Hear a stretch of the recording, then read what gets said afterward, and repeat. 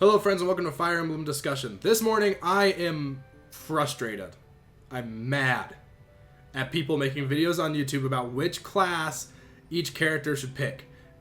I'm mad at myself for making a video that almost kind of did that a couple weeks ago. And this is why. It's because people are trying to steer you in a direction that the game already tries to steer you in for classes. More often than not. They're like, they point out that, oh, Edelgard, she has an affinity for heavy armor and axes, so she's a great armor knight. It's like, no one's a great armor knight. Armor knight's a bad class. It's just a bad class. Or, Hubert, oh, he comes with dark magic, and he has a high reason ranking, so make him a dark bishop. It's like, yeah, that's fine, but you could also just make him a dark knight, because, it gives dark tome fair and black tome fair, and 7 movement, and Canto. Like, there's no reason not to do Dark Knight over Dark Bishop, but people are just like, oh, it makes sense for his character or something. I don't really get what people are trying to say with all this. But it's starting to frustrate me, so I'm going to give you some general rules real quick. Some general rules.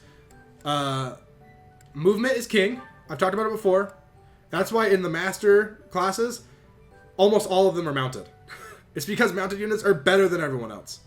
I mean, Mortal Savant is this cool, and so is War Master. War Master is cool as well. But, just stop. Just stop.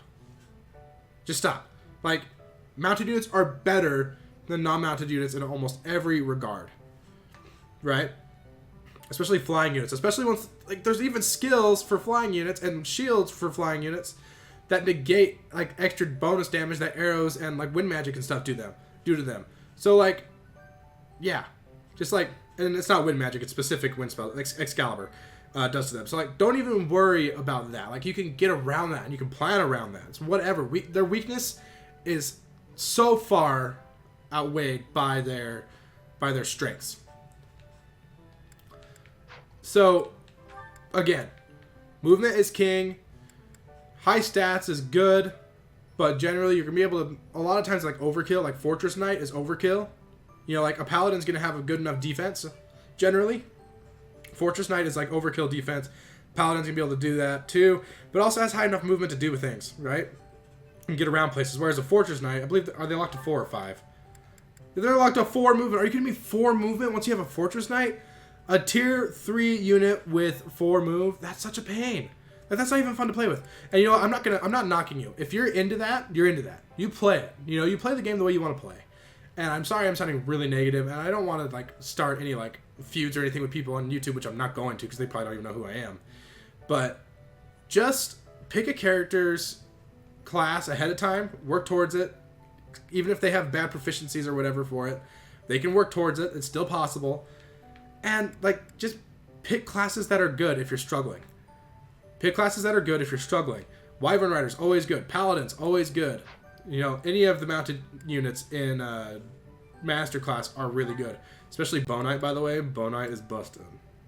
Bows are just really good in this game. Just throwing that out there. Bow Knight is busted. Throwing that out there. For physical units, bows are just really, really good. +2 range on bows, and also close counter is a bow skill that you learn. Just so good. So, to recap. Really quick. Recapping. Just because it's easy for a unit to get to a class does not mean it's their best class. Number 2, movement is always better than, overkill on a stat, right?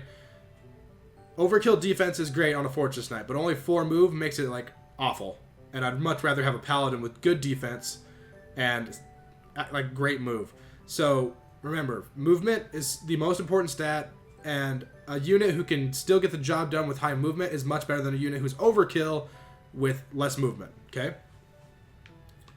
Another thing I want to bring up too is mastery skills. Most mastery skills are not going to affect your gameplay that much. There are actually some that you can learn really early in the game from the beginner classes, like shove and drawback and stuff like that are more movement based, that I think are more useful in general. But there are some class masteries that are semi-useful, and don't be afraid to switch around and learn some if you really want to, but they're not necessary at all to beat the game. I focused on one class path for every character in my first playthrough, and so they learned 2 or 3 masteries or whatever, and almost none of them really mattered. So don't worry about that too much. just pick classes that, if you need magic, pick a magic class for your unit, because that just makes, like Byleth here, I want him to be, this is my magic-based Byleth for some reason, even though 13 magic is Garbo. Want him to be magic-based, so I have him as a mage right now, right? So he needs to be magic, and eventually I'm going to hopefully get him to be like a Dark Knight or a Holy Knight, so that we can have the high movement and the magic. But for now, I need him to learn magic and stuff, and we want to use his magic, so he's a magic class, which, again, kind of sucks, but we're getting there. We're getting there is all I'm saying. Okay, so that was kind of my jumbled up thoughts. Again, I was really frustrated by what people were saying, and I just had to clear the air on it a little bit. So, please, I beg you, if someone tells you that Ferdinand's best class is Armor Knight, tell them they're stupid. Tell them they're wrong. Or actually be respectful, be nice, and just say, hey, buddy, let me teach you something. Let me show them this video. Tell them that they're, so I can tell them that they're wrong. Be like, no, Cavalier is way better than Armor Knight, friend.